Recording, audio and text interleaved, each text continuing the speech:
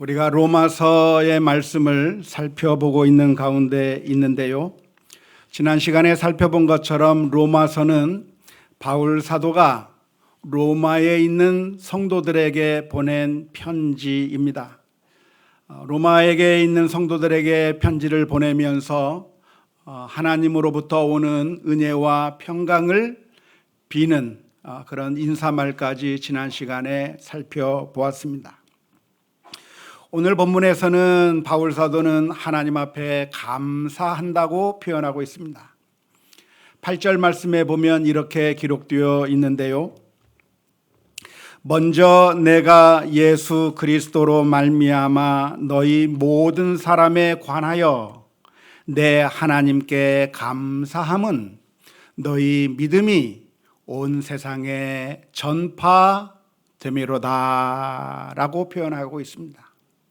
바울 사도는 로마에 있는 성도들을 생각하면서 참 감사한 마음이 들었어요. 정말 하나님 앞에 너무나도 감사한다고 하는 그런 마음이 들어서 기도할 때마다 로마 교회를 생각할 때마다 감사의 제목으로 하나님 앞에 감사의 기도를 드렸는데 왜 감사할 수 있었는가? 왜냐하면 이 로마 교회 성도들의 믿음이 온 세상에 널리 소문이 났기 때문에 그렇습니다. 저 로마에 있는 성도들의 믿음은 정말 대단한 믿음이다. 저 로마에 있는 성도들은 참 진짜 믿음을 가지고 있다라고 하는 그런 소문이 온 세상에 널리 퍼지고 있기 때문에 그러한 사실 때문에 내가 하나님 앞에 감사한다고 하는 그런 표현을 8절 말씀에 기록하고 있습니다. 도대체 로마 교회 성도들은 어떤 믿음을 가졌길래 이렇게 감사하는 조건이 되었을까요? 오늘 로마서의 말씀을 살펴보면 도대체 그 로마 교회의 성도들이 어떤 믿음, 어떤 특출한 믿음을 가지고 있었는지에 대해서는 구체적으로 설명하고 있지는 않습니다. 하지만 우리가 추측해 보면 그들이 어떤 믿음을 가지고 있었을는지에 대해서 추측해 보면 충분히 추측할 수가 있겠는데요. 그것은 바로 이 로마에 있는 성도들이 엄청난 핍박과 엄청난 고난 속에서도 믿음을 잃지 않고 굳게 지키고 있다고 하는 바로 그 사실 때문일 거라고 추측할 수가 있습니다. 우리가 잘 아는 것처럼 이 로마라고 하는 도시는 전 세계를 지배하고 있는 로마의 황제가 있는 곳입니다. 그러니까 로마 제국의 황제가 있는 곳이었고 그곳에서는 로마 황제를 신으로 숭배하는 황제 숭배가 만연한 곳이 바로 로마라고 하는 동네였습니다. 그런데 그 로마라고 하는 도시에 살면서 시저가 가이사가 나의 하나님이 아니라 로마 황제가 우리의 신이 아니라 예수님이 나의 주 나의 하나님이라고 그렇게 믿음을 고백하면서 살아가는 것이 굉장히 어려웠을 거라고 생각이 듭니다. 핍박이 있었을 것이고 엄청난 불이익이 있었을 것이고 크리스천들에 대한 왕따가 있었을 겁니다. 특별히 우리가 로마의 역사를 살펴보면 이 당시에 바울 사도가 로마서를 쓸 당시에 황제가 누구냐면 글라우디오 황제라고 하는 사람이 로마를 다스리고 있던 시기였습니다. 근데 이 글라우디오 황제 때 무슨 일이 있었냐면 로마 시대에 사는 모든 유대인들을 다 추방시켜 버렸습니다. 유대인들과 크리스찬들 사이에 다툼이 일어나고 신앙적인 일로 갈등이 일어나는 것을 보고서 그래서 모든 유대인들을 다 축출해 버렸기 때문에 로마에 살던 크리스찬들, 로마에 살던 믿음을 가지고 있었던 사람들이 도망가야 했었고 그리고 숨어서 신앙생활을 해야 했었고 정말 신앙생활의 여건이 어려운 상황 가운데서 그렇게 신앙생활을 해야 했었는데 이렇게 핍박이 심하면 어떤 일들이 많이 벌어집니까? 믿음을 저버리게 되는 거죠. 많은 사람들이 좋은 시절에는 신앙을 가지고 있다가 핍박이 오면 어려운 일을 당하면 믿음을 잃어버리기가 너무 쉬운데 로마 교회는 어떻게 했는가? 그 교회 성도들은 그런 핍박과 환난 가운데서도 끝까지 믿음을 지키고 있었다고 하는 바로 그 사실 때문에 바울 사도는 너희들의 믿음이 온 세계에 퍼졌다. 그러니까 너희가 이 힘들고 어려운 상황 가운데서도 믿음을 잃지 않고 이렇게 신앙생활 잘하고 있다고 하는 것에 대해서 너무나도 기뻐하고 감사하면서 하나님께 감사의 기도를 드렸을 것이라고 충분히 추측해 볼 수가 있습니다. 그러면서 바울 사도는 내가 로마로 가고 싶다고 하는 그런 의견을 피력했습니다. 9절과 10절 말씀을 보면 이렇게 표현하고 있는데요. 내가 그의 아들의 복음 안에서 내 심령으로 섬기는 하나님이 나의 증인이 되시거니와 항상 내 기도에 쉬지 않고 너희를 말하며 어떻게 하든지 이제 하나님의 뜻 안에서 너희에게로 나아갈 좋은 길 얻기를 구하노라 라고 표현하고 있습니다. 그러니까 하나님께서 허락해 주신다고 한다면 나는 로마로 가고 싶다. 나는 정말 로마로 가고 싶다고 하는 그 생각을 표현하고 있는데 바울 사도는 왜 로마로 가고 싶다고 이야기를 했을까요? 두 가지 이유가 있습니다. 첫 번째 이유는 11절 말씀에 기록되어 있습니다. 11절 말씀에 이렇게 기록합니다. 내가 너희 보기를 간절히 원하는 것은 어떤 신령한 은사를 너희에게 나누어 주어 너희를 견고하게 하려 함이니. 다시 말하자면 바울 사도는 로마를 방문해서 신령한 은사를 나누어 주고 싶다는 것입니다. 신령한 은사라고 하니까 이게 뭔가 이해가 잘 안 되실 거라고 생각이 드는데요. 좀 더 쉽게 번역을 한다면 영적인 선물을 나누어 주고 싶다라고 하는 그런 표현입니다. 내가 로마로 가고 싶은데 로마로 가고 싶은 이유가 무엇인가? 내가 너희들에게 가서 영적인 선물을 나누어 주고 싶기 때문에, 그렇게 영적인 선물을 나누어 주어서 여러분들로 하여금 견고한 믿음을 가질 수 있도록, 흔들리지 않는 믿음을 가질 수 있도록, 강건한 믿음을 가지게 하기 위해서 내가 영적인 선물을 나눠주고 싶다라고 이야기하고 있습니다. 여기서 말하는 영적인 선물이라고 하는 것이 무엇일까요? 우리가 생각하기에 영적인 선물, 그러면 신령한 은사라고 한다면 바울 사도가 어떤 특출난 사람이기 때문에 자기가 가지고 있는 영적인 선물들 몇 개를 그 사람들에게 나누어 주는 거라고 생각하기가 쉽습니다. 마치 비단 주머니에 금구슬, 은구슬 이런 거 가지고 있다가 정말 필요할 때 나누어 주는 그런 사람처럼, 바울 사도가 어떤 영적인 은사를 자기가 많이 가지고 있는데 그런 영적인 은사를 많이 가지고 있는 바울 사도가 로마에 있는 성도들에게 그런 은사들을 하나씩 나누어 주는 거라고 이해하기가 쉽습니다. 그런데 사실은 그런 의미가 아닙니다. 성경 전체의 교훈으로 본다고 한다면 어떤 개인이 하나님의 은사를 소유하는 것은 아닙니다. 영적인 선물은 하나님께서 주시는 것이지 개인이 줄 수 있는 것이 아닙니다.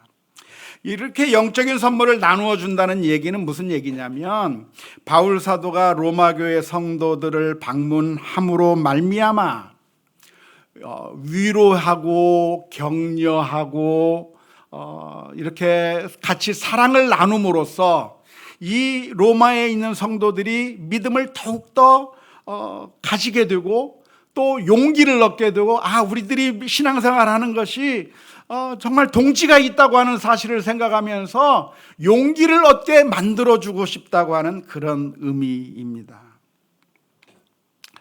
우리가 어딘가 길을 걸어가는데 만일 한밤중에 혼자 걸어간다고 하면 여러분 불안하십니까? 아무 문제가 없습니까?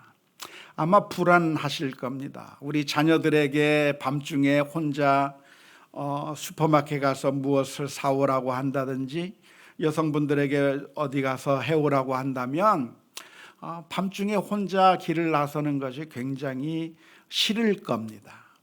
그런데 혼자 가려고 하는 그 사람에게 내가 같이 갈게 하면서 손잡고 가준다고 한다면 아무런 두려움이 없이 같이 가는 동지가 있기 때문에 힘을 얻기도 하고 자신만만하게 갈 수가 있게 되는 것이죠. 신앙생활도 역시 마찬가지인데요. 지금 로마에 있는 성도들은 어떤 상황입니까? 많은 박해를 받고 있는 겁니다. 많은 박해를 받고 있는데 그 상황 가운데서 정말 믿음이 흔들리는 겁니다. 우리가 정말 이렇게 예수님을 믿고 있는 것인데 이 예수님을 믿고 있는 것이 정말 힘들고 어렵구나라고 하는 그런 상황을 맞이하게 되면서 정말 힘든 것이죠. 그런데 그 상황 가운데 바울 사도가 와서 같은 믿음을 가진 사람이 같이 신앙생활을 공유하면서 서로 이야기를 나누고 함께 신앙을 나누게 될 때 동지가 있구나라고 하는 사실을 깨닫게 되면 위로를 얻기도 하고 담대한 믿음을 갖게 되기도 하는 겁니다. 요즘 우리 중고등 학생들이 신앙생활을 얘기가 굉장히 어렵습니다. 학교에 가면 학교에서 교회 다니는 친구들이 몇 명 없습니다. 근데 온 반 아이들이 손가락질 하면서 너 교회 나가? 아이고 저 바보 같은 놈. 너 아직도 교회 다녀? 모든 반 아이들이 예수 믿는 사람들을 향해서, 예수 믿는 학생을 향해서 그렇게 왕따를 시키고 비아냥거리고 한다면 정말 믿음이 있는 학생이라고 할지라도 학교에서 모든 학생들이 자기를 향해서 너 교회 나가 하면서 비난하게 되면 정말 학교에서 자기가 신앙을 가지고 있다고 하는 것을 드러내기가 정말 어려울 겁니다. 내가 지금 예수님을 믿는 것이 잘못된 것일까? 내가 예수님을 믿는 것이 이거 정말 비난받는 일인가 하면서 마음이 흔들리기 쉽고 그래서 교회 나가는 것을 등한시하려고 하는 경향이 우리 중고등부 학생들의 마음 가운데 들게 되는 겁니다. 그런데 만일 그 반에 혼자가 아니라 다른 아이가 하나 있는데 그 아이가 다가와서 너 교회 가니? 나도 교회 다녀. 그렇게 그 이야기를 듣게 될 때 나만 교회 다니는 게 아니구나. 내 친구도 교회를 다니는구나. 거기서 엄청난 위로를 받는 거죠. 거기서 엄청난 힘을 얻는 거죠. 지금 바울 사도가 이야기하고 있는 것은 바로 그 얘기입니다. 지금 로마에 있는 성도들이 신앙생활을 하고 있는데 모든 사람들이 황제 숭배를 하면서 이교도의 그 신앙 가운데 있는데 예수님을 믿는 사람들을 향해서 박해하고 예수님을 믿지 말라고 그렇게 하고 있는 그 상황 가운데서 정말 우리가 이렇게 믿는 것이 잘못된 것인가 불안한 그 상황 가운데 있는데 바울 사도가 계획하고 있는 것은 무엇이냐면 내가 너희들에게 가서 같은 믿음의 동지라고 하는 사실을 보여주고 힘을 얻게 하고 용기를 얻게 하고 너희들의 믿음을 견고하게 해주기 위해서 내가 너희들에게 가고 싶다라고 설명해주고 있는 것입니다. 제가 신학교를 처음 갔을 때였습니다. 신학교에 처음 가서 신학교에서 공부를 하는데요, 많은 것을 배웠습니다.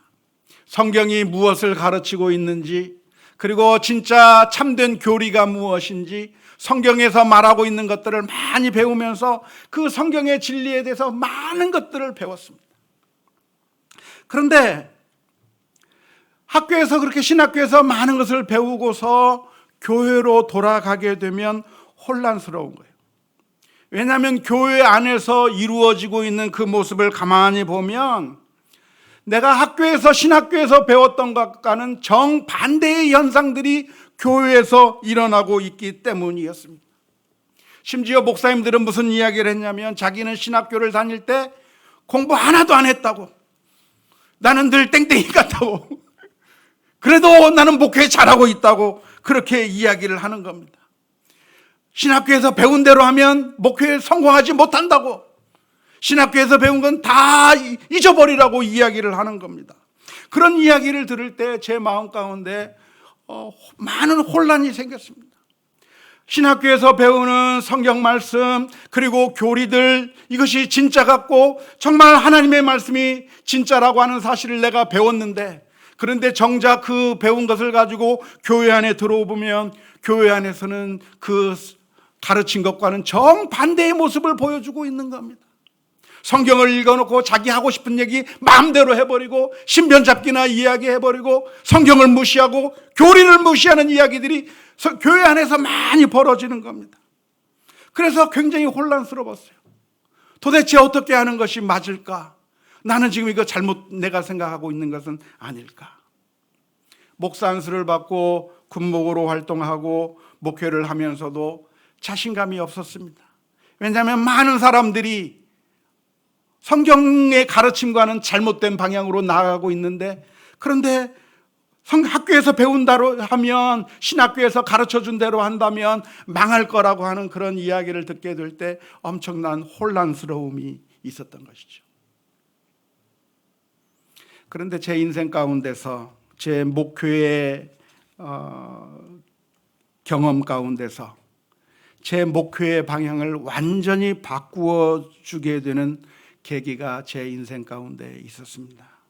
그것은 무엇이냐면 미국으로 가서 유학을 하기 시작할 때였습니다. 미국에 가서 여러 목사님들을 만나게 되었는데요.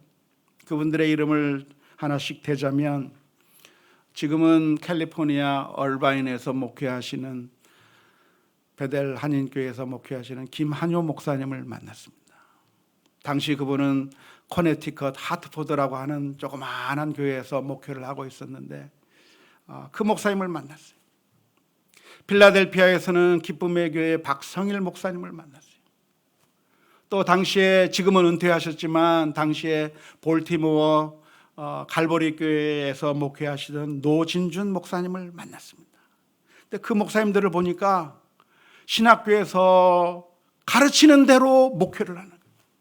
성경의 교리대로 목회를 하는 거예요. 그 모습을 보면서 제가 엄청난 위로를 받았어요. 아, 이게 맞구나. 하나님의 말씀이 맞구나. 이 말씀대로 하면 망하는 것이 아니라, 하나님의 뜻대로 하면 그것이 잘못된 것이 아니라 하나님의 말씀대로 사는 것이 그게 맞구나. 그분들을 매개로 해서 팀 켈러 목사님에 대해서 배우게 되고, 정말 하나님의 말씀을 제대로 가르치는 것이 잘못된 것이 아니라 정말 하나님의 말씀대로 제대로 가르치는 것이 옳은 것이고, 지금 내가 걸어가고 있는 것이 잘못된 길이 아니라 바른 길을 내가 걸어가고 있다고 하는 사실을 확신하게 되면서 제 인생에, 제 목표에 엄청난 전환점이 되게 되었고, 뿐만 아니라 제가 필라델피아에서 목회하면서 저와 같은 생각을 가진 목회자들과 함께 어울리며 필라델피아에 있는 장덕상 목사님과 교제를 하면서 잘못된 이 세상의 목사님들이 흔히 하는 그런 방식이 아니라 하나님의 말씀대로 제대로 가르쳐야 되겠다고 하는 그 같은 뜻을 가진 목사님들을 만났다고 하는 것이 제게 엄청난 위로가 되고 엄청난 힘이 되고, 그래서 그 일을 계속해서 진행해 나갈 수 있는 힘과 용기가 되었던 것을 기억합니다. 지금 바울 사도가 로마에 가고 싶다고 이야기하고, 그리고 내가 로마에 가서 영적인 선물을 너희들에게 나누어 주고 싶다고 하는 이야기는, 바울 사도가 어떤 신비한 무당과 같은 능력이 있어서 그래서 자기가 가지고 있는 거 꽃감 나눠주듯이, 선물 나눠주듯이 나눠주겠다고 하는 이야기가 아니라, 그들 곁에 서서 당신이 가는 그 길이 잘못된 길이 아니라 내가 가는 그 길이요, 예수님을 믿는 게 잘못된 길이 아니라 그 길이 구원의 길이요, 십자가의 길이 망하는 길이 아니라 그 길이 바른 길이라고 하는 사실을 서로가 같은 믿음을 공유하면서 서로가 확인하게 될 때, 동지가, 영적인 동지가 있다고 하는 사실을 확인하게 될 때 로마 교회 성도들이 위로를 받고 힘을 얻고 믿음 가운데 견고하게 설 수 있게 해주기를 원한다고 하는 그런 의미의 말씀입니다. 우리는 함께 신앙생활하면서 함께 공동체를 이루어서 신앙생활을 합니다.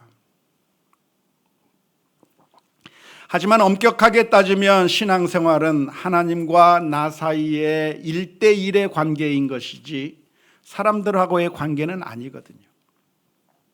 하나님과의 1대1의 관계가 신앙이고, 뿐만 아니라 우리가 예배를 드린다고 한다면 영과 진리로 드리면 그것이 참된 예배인 것이지.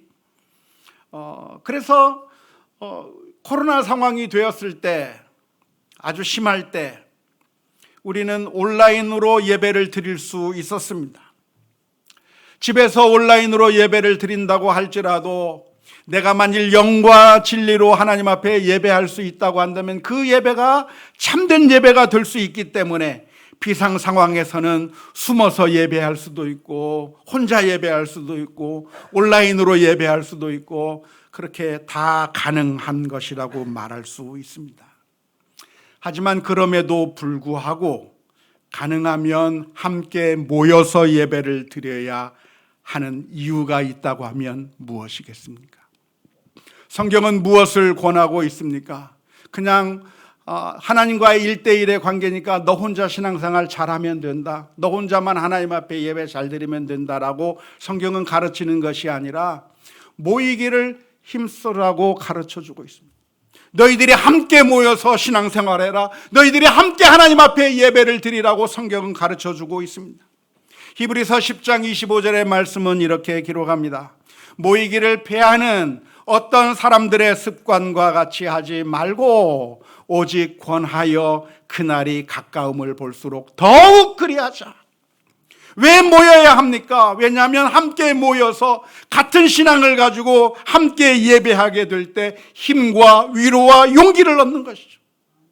같이 모여서 우리 성도가 성도를 향해서 한번 웃어주고 등 한번 두드려주고, 그것이 아무것도 아닌 것 같지만 거기서 힘과 용기를 얻는 거예요. 같이 힘들고 어려운 상황 가운데 있는데 그 성도가 믿음으로 견뎌내는 그 모습을 보면서 그 사람에게서 감동을 받고 힘과 용기를 얻는 거예요. 나보다도 더 심한 상태에 있는 저분이 믿음으로 이겨내는 그 모습을 보면서 나도 믿음으로 이겨낼 수 있구나라고 하는 그런 용기를 얻게 되는 것이죠. 그래서 교회는 주님께서 교회라고 하는 공동체를 만들어 놓으셨는데, 이 교회라고 하는 공동체는 함께 모여서 함께 예배하면서 서로가 서로에게 힘과 용기를 주는 그런 믿음의 공동체가 되는 것입니다. 저는 종종 상담을 하게 될 때 우리 교우들에게 상담을 할 때 무슨 이야기를 하냐면, 가능하면 한 가정은 같이 지내라고 권면을 합니다. 우리 아이를 기숙 학교에 보내는 것이 좋을까요? 라고 물어보면 그렇게 기숙 학교로 보내기보다는 집에서 같이 사는 게 훨씬 더 낫다고 권고를 합니다. 물론 청년이 되면 이제는 독립해서 따로 살아야 되고, 따로 살면서 혼자 지내야 또 짝도 찾고 결혼도 하는 겁니다. 하지만 청년이 되기 전 청소년 시절까지는 부모와 같이 한 집에서 사는 것이 아주 중요하다고 제가 권면을 해드립니다. 부모가 자녀들에게 무엇인가를 해줄 수 있어서가 아니라 그냥 같이 사는 것 자체가 사랑이에요. 같은 집에서 숨쉬고 있다고 하는 것 자체가 사랑을 주고받는 거예요. 물론 그런 형편이 안 되어서 떨어져서 살아야 되는 경우들도 있습니다. 저희 가정도 미국에 있는 동안에 한때는 헤어져서 그렇게 살아야만 했던 시간도 있습니다. 그렇다고 한다면, 그런 상황이라고 한다면 가능하면 퀄리티 있는 시간으로 우리 자녀들과 함께 보내라고 권고하고 싶은데요. 제 아내는 어떻게 했냐면, 우리 아이들이 학교에서 돌아오면 그 아이를 붙들고 1시간 내내 침대에서 뒹굴었어요. 큰아이가 먼저 학교에서 돌아오는데 큰아이를 데리고 학교에서 돌아오면 어서 오라고 하면서 침대로 가서 둘이 깔깔깔깔 대면서 학교에서 무슨 일이 있었는지, 힘든 것은 없었는지, 재미있었던 것은 무엇인지 이런 얘기 저런 얘기하면서 1시간 내내 뒹굴면서 있다가 보면 둘째 아이가 와요. 그러면 또 둘째 아이를 붙들고 또 1시간 오래는 침대에서 둥글면서 다른 걸 해주는 것이 아니라 너 이거 해라 저거 해라 명령하고 책망하고 그렇게 힘들게 하는 것이 아니라 그냥 같이 있어주고 공감해주고 웃어주고 그렇게 하는 걸 통해서 이 아이들이 사랑을 충분히 느끼고 그런 사랑을 느꼈기 때문에 이 아이들이 잘못되지 않고 건강하게 자라는 모습들을 볼 수가 있었습니다. 바울 사도는 지금 영적인 선물을 로마 교회에 있는 성도들에게 나누어 주겠다고 했는데 그것은 바울 사도가 어떤 특별한 사람이어서가 아니라 우리 모두가 다 할 수 있는 일들입니다. 우리가 성도가 되어서 같은 교회 공동체가 되어서 함께 사랑을 나누어 주는 것이죠. 웃어주며 귀 기울여주며 마음을 읽어주고 믿음의 공동체를 나누어 갈 때 힘들게 어렵게 살던 그런 사람들이 같이 믿음의 길을 걸어가는 것을 보고 힘과 용기를 얻게 되는데 바로 그 일을 위해서 교회라고 하는 공동체가 있습니다. 그런데 바울 사도가 이렇게 영적인 선물을 나누어 주겠다, 내가 너희들과 함께 가서 함께 지내겠다, 그래서 너희들을 견고하게 해주겠다고 말하면서 덧붙인 표현을 보면 좀 아주 특이한 표현이 하나 붙어 있습니다. 그 바로 12절의 말씀인데요, 12절의 말씀은 이렇게 기록하고 있습니다. 이는 곧 내가 너희 가운데서 너희와 나의 믿음으로 말미암아 피차 안위함을 얻으려 함이라. 어떻게 안위함을 받으려 한다고요? 피차. 그러니까 지금 바울 사도는 내가 가지고 있는 것을 너희들에게 주겠다가 아닙니다. 뭐냐면 피차 안위를 얻자라고 이야기하는 거예요. 무슨 이야기냐면 이 영적인 선물을 나누어 주는 것은 바울 사도만 줄 수 있는 어떤 특권층이기 때문에, 내가 많은 것을 가지고 있기 때문에 내가 가진 것을 너에게 나누어 준다고 하는 이야기가 아니라 내가 너희들에게 가는 것이 너희들에게 위로가 되고 힘이 되는 것인데 그것이 너희들에게만 힘과 용기가 되는 것이 아니라 사실은 여러분들 때문에 나도 위로를 받고 나도 힘을 얻을 수 있겠다고 이야기하는 겁니다. 사랑은 일방적인 것이 아니라 상호 교류적인 것이죠. 내가 사랑을 베풀면 내 사랑을 다 빼앗겨 버리고 나만 너덜너덜해지는 것이 아니라 내가 사랑을 베푸면 그 사랑이 배가 되어서 내게 돌아오는 거예요. 내가 사랑을 베풀면 베풀수록 나는 더 행복해지는 것이고, 내가 사랑의 손길을 내밀면 내밀수록 나는 더 기쁨이 넘치게 되고, 서로 그렇게 상호작용으로 피차 안위함을 얻는 것이죠. 바울 사도가 뭔가 대단한 인물이어서가 아닙니다. 바울 사도도 이 로마에 가서 로마 교회 성도들의 모습을 보면서 위로를 얻는 거죠. 아, 이렇게 힘든 상황에서도 이렇게 믿음을 지키고 있는 성도들이 있다고 하는 사실을 보면서 바울 사도도 엄청난 은혜를 받는 겁니다. 엄청난 힘을 얻는 겁니다. 바울 사도도 엄청난 용기를 얻는 겁니다. 저도 이렇게 목회를 하면서 제가 여러분들에게 나누어 주는 것 이상으로 사실 저는 성도님들을 바라보면서 제가 얼마나 많은 힘과 위로와 그리고 소망을 얻는지 모릅니다. 성도님들 가운데 정말 힘든 가운데 있는 성도님이 계신데 그분이 낙담하고 절망하는 것이 아니라 정말 힘든 상황에서도 감사함을 잃지 않는 그 모습을 보면서, 그 성도님을 바라보면서 제가 위로와 힘을 얻게 되는 거예요.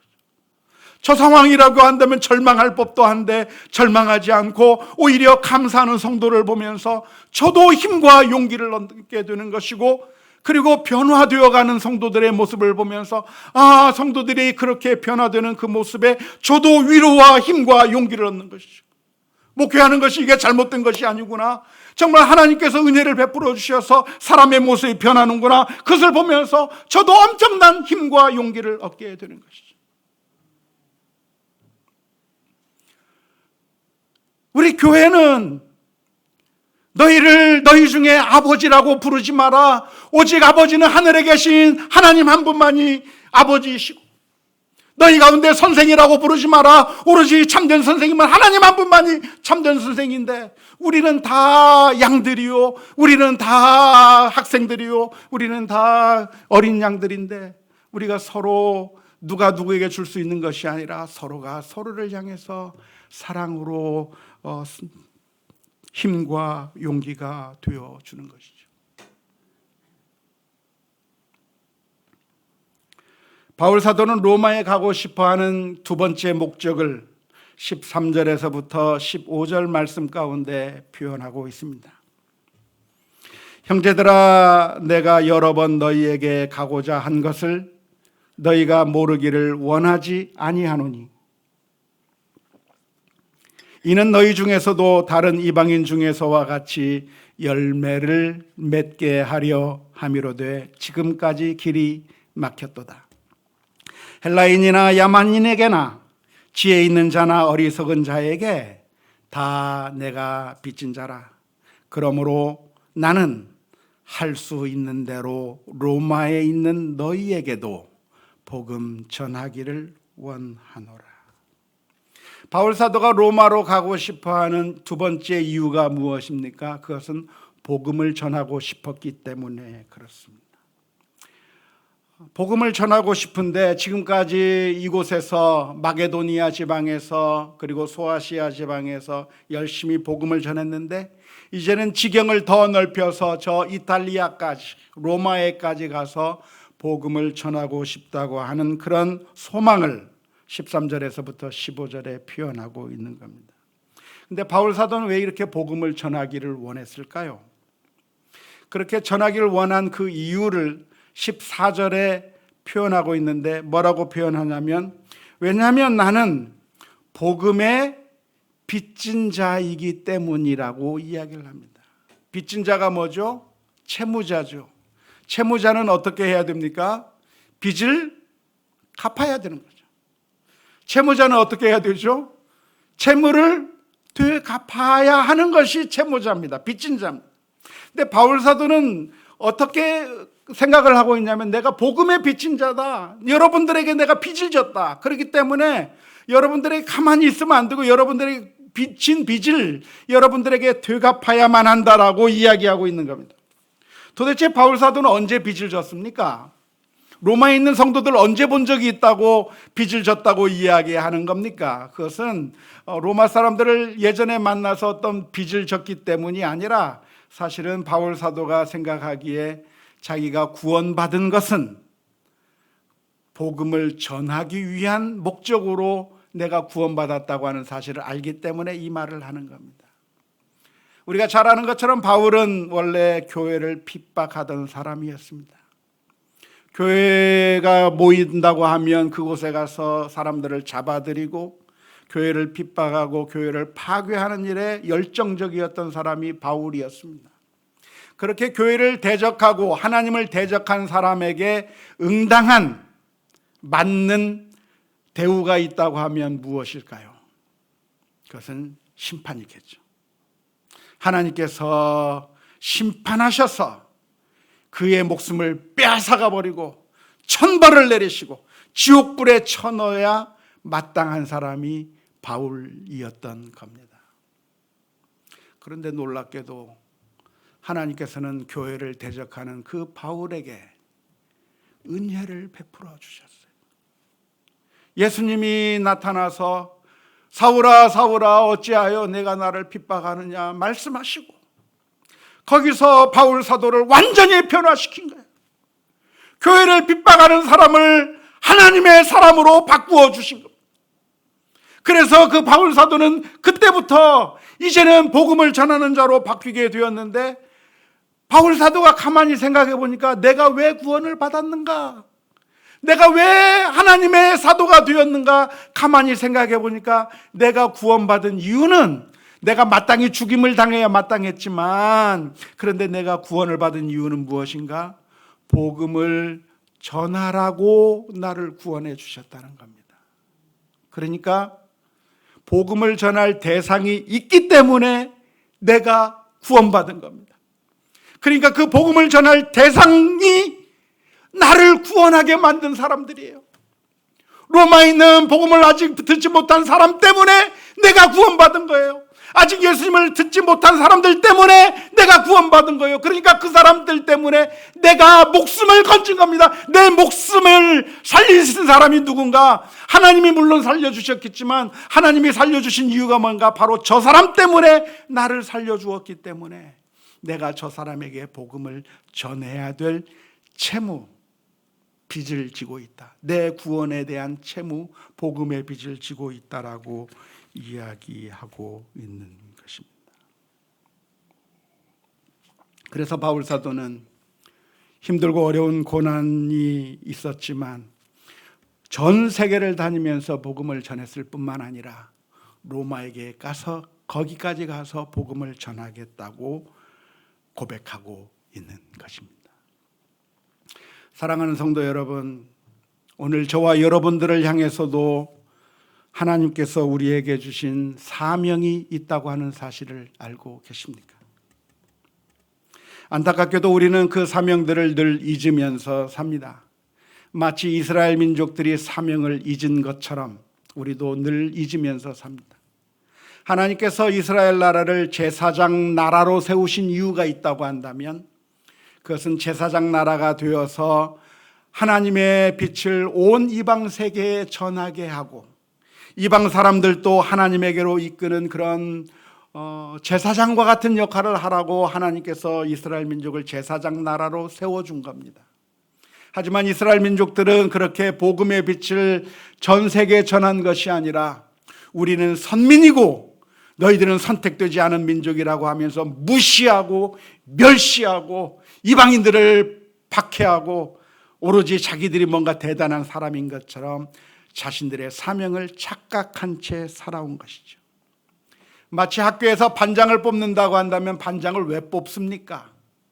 반장이라고 하는 사실 자랑하라고 뽑는 것이 아니라 그 반의 학생들을 위해서 봉사하라고 반장을 뽑는 것인데 봉사는 하지 않고 교만하다고 한다면 그 사명을 착각한 것과 마찬가지일 겁니다. 이번에 대통령 선거를 하게 되는데 대통령 선거를 왜 합니까? 자랑하라고 대통령 뽑는 게 아니고 정말 국민 한 사람 한 사람 힘들고 어려운 사람 좀 도와주고 온 모든 사람들이 잘 살게 만들기 위해서 골고루 공평한 세상 만들게 하기 위해서 대통령을 뽑는 것인데 이권만 챙기고 자신들의 사람들만 다 챙기고 모든 계획 알아내서 그래서 자신들의 배만 불리는 그런 일을 하는 대통령이라고 한다면 뽑으나 마나 한 거 아니겠습니까? 그런데 우리에게 사명이 주어진 것은 하나님께서 왜 우리에게 사명을 주셨는가?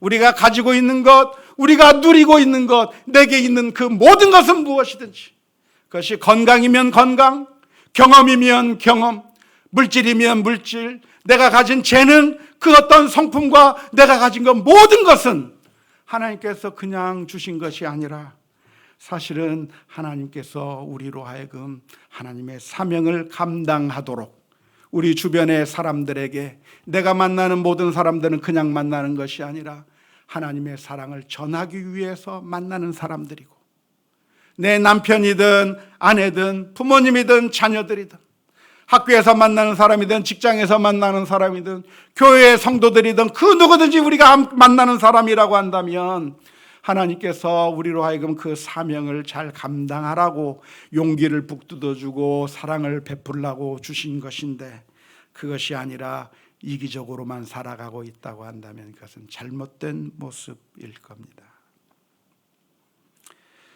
우리 교회는 이제 11월 20일이면 임직식을 하게 될 텐데요. 새로운 직분자를 세운다고 하는 것은 그저 내가 이래봬도 장로야, 이래봬도 집사고 권사야 자랑하라고 세우는 거 아닙니다. 죽을 때 묘비명에 그냥 성도라고 새기는 것보다 장로라고 새기면 더 좋고 권사라고 하면 더 좋아서 그것 때문에 세우는 거 아닙니다. 하나님께서 직분을 주신다고 한다면 내게 주신 은혜가 무엇인지 내게 주신 사명이 무엇인지 우리 주님께서 저 십자가 위에서 피 흘려 주시면서 우리를 구원해 주신 것은 그것을 그냥 허비해 버리라고 구원해 주신 것이 아니라 그 사랑을 가지고 많은 사람들에게 사랑의 사명을 잘 감당하라고 은혜를 베풀어 주시는 줄로 믿습니다. 그렇게 베풀 때 피차 위로받고 피차 힘을 얻고 피차 기쁨이 넘치는 그런 놀라운 은혜의 역사들이 넘쳐나게 될 줄로 믿습니다.